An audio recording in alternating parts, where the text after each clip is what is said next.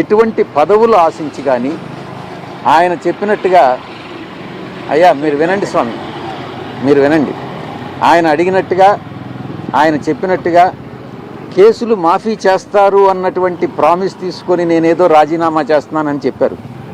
భగవంతుడు సాక్షిగా చెప్తున్నాను, నేను అబద్ధాలు చెప్పనానని. అటువంటిది ఏమీ లేదు. ఎవరో కేసులు మాఫీ చేస్తే చేయించుకోవాల్సినటువంటి అవసరం నాకు లేదు.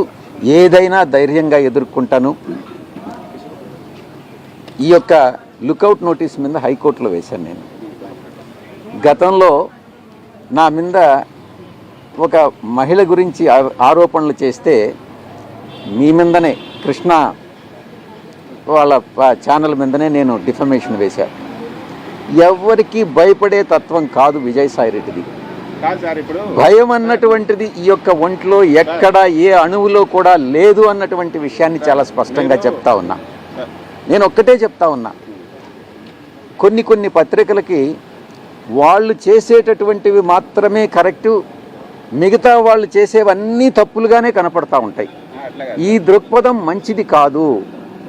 ఈ యొక్క బ్లాక్మెయిలింగ్ టాక్టిక్స్ మంచిది కాదు అని నేను సవినయంగా మనవి చేసుకుంటా ఉన్నా.